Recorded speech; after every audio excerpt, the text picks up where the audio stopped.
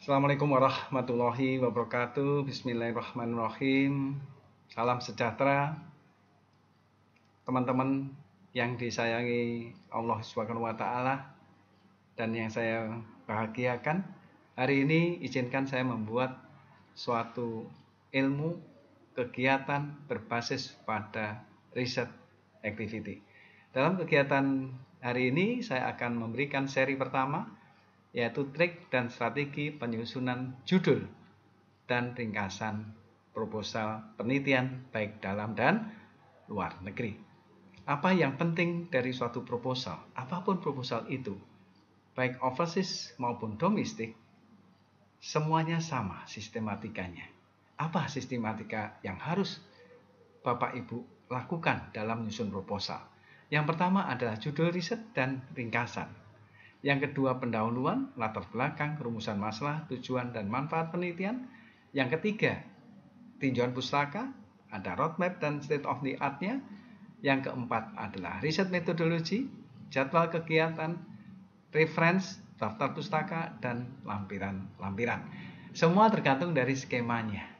Apapun skemanya, isinya sama. Roh risetnya sama. Untuk itu, izinkan saya memberikan materi khusus untuk how to make title and abstract. Telaah dari pembuatan judul dan ringkasan. Banyak sekali proposal mengalami kesulitan dalam pembuatan judul dan ringkasan. Judul jangan terlalu panjang, yang spesifik, tidak general, sesuai dengan riset question, permasalahan, dan tidak menimbulkan multi tafsir. Only 20 word, hanya 20 kata. Kemudian setelah judul, kita membuat apa itu ringkasan. Ringkasan harus ditulis ringkas, namun mencakup permasalahan, tujuan, target yang ingin dicapai, serta metode penelitian dan rencana kegiatan, serta TKT penelitiannya. How many word? 500 word. Nah, jumlah kata ini tergantung dari jenis dari proposal masing-masing. Ada yang 500 kata di ringkasan, ada yang cukup 1-2 halaman, ada yang cukup 1 halaman, tergantung dari pemberi dananya. Dengan membaca ringkasan, secara garis besar sudah dapat dipahami tujuan kegiatan yang akan dilakukan, serta target yang ingin dicapai. Makanya ringkasan itu penting. Kenapa? Karena ringkasan sebagai etalase dari proposal Bapak Ibu sekalian. The first is how to make the title.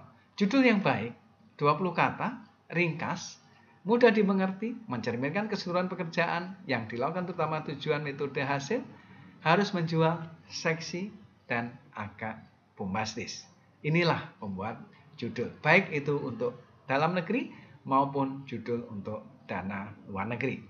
Kita lihat contoh-contoh judul penelitian yang sukses.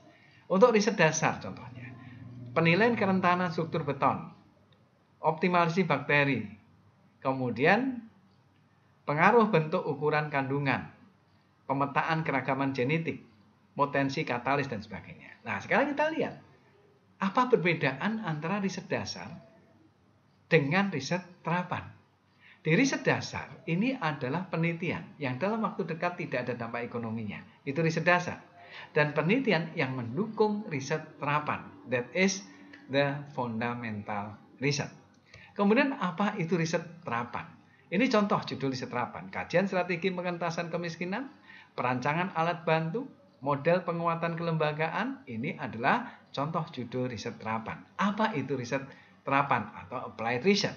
Riset terapan adalah riset yang dalam waktu dekat menghasilkan kegiatan beraktivitas ekonomi. Artinya mendapatkan kegiatan ekonomi di waktu dekat. Dan kegiatan yang sifatnya untuk aktivitas implementasi produk.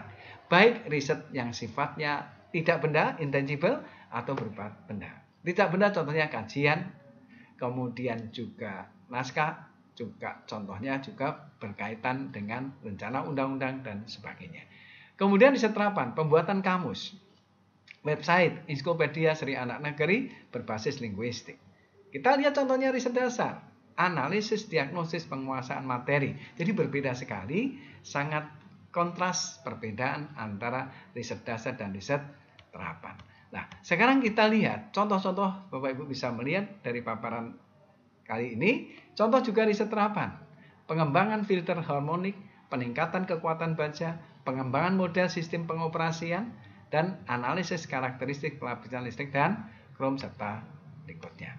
Kemudian kita lihat Bapak sekalian, bagaimana sistematika yang kedua berbasis ringkasan. Abstrak atau ringkasan terdiri dari 500 kata yang isinya latar belakang, penelitian, tujuan, dan tahapan penelitian, serta luaran yang ditargetkan. Dengan TKT-nya sesuai dengan riset dasar atau riset terapan atau riset pengembangan. Kita lihat, dalam kegiatan pembuatan ringkasan ini Bapak sekalian merupakan miniatur latar belakang yang ditulis terakhir ringkas padat logik sistematik 500 kata terdiri dari masalah umum, formulasi masalah, fokus penelitian, tujuan riset, serta riset metodologinya. Jadi kalau kita lihat dalam bentuk pembuatan ringkasan 500 kata itu seperti ini. 500 kata saran saya dibuat 3 alinea. Alinea pertama adalah latar belakang penelitian, tujuan penelitian, pentingnya penelitian itu, dan rumusan masalah. Alinea kedua adalah tahapan metode penelitiannya. Riset metodologi yang multi-years, dasar terapan atau pengembangan 3 years. What your meaning in the first year, the second year, and the third year. Apa yang Bapak Ibu lakukan riset metode tahun pertama, tahun kedua, dan tahun ketiga. Bagaimana dosen pemula? Dosen pemula adalah tahap 1, tahap 2, tahap 3, juga termasuk untuk pasca sarjana. Disertasi doktor juga tahap 1, tahap 2, karena penelitiannya hanya cukup 1 tahun. Master juga, tesis juga 1 tahun. Ini adalah kunci-kunci di dalam penyusunan ringkasan yang praktis. Yang ketiga, alinea ketiga adalah luarannya. Apa yang mau dihasilkan di luaran itu? Apakah luaran wajib atau luaran tambahan, atau luaran yang dicita-citakan oleh pemberi dana? Mesti ada suatu permintaan dari pemberi dana, itu luarannya harus seperti ini dan sebagainya. Nah, dalam luaran, kalau riset dasar, tolong publikasi. Tulislah nama jurnalnya serta alamat URL-nya, baik di dalam negeri atau internasional terindeks. Kemudian kalau dia riset terapan, tulislah hak cipta, paten dengan tema hak cipta atau patennya.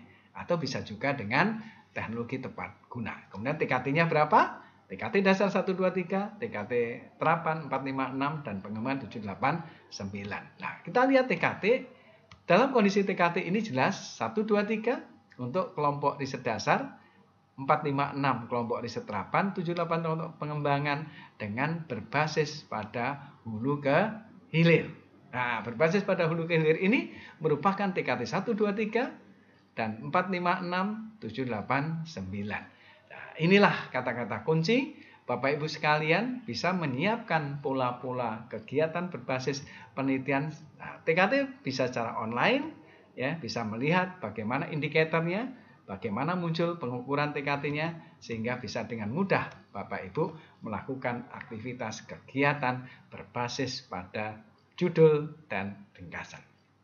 Demikian teman-teman yang dirahmati Allah dan disayangi. Mari kita fokus semangat untuk menulis proposal. The first series, I would take the title and abstract. Untuk seri berikutnya, tunggu, yaitu berkaitan dengan how to make the introduction and reference atau tinjauan pustaka. Oke, Bapak sekalian, dalam waktu 10 menit, ilmu yang berkah mengalir terus, walaupun kita nanti wafat. Dan Allah akan memberikan pahala sesuai dengan apa yang kita perbuat. Terima kasih. Akhirul kalam. Wassalamualaikum warahmatullahi wabarakatuh. Semangat menulis proposal, semangat sukses, dan ingat buat bank proposal. Akhirul kalam. Wassalamualaikum warahmatullahi wabarakatuh. Terima kasih.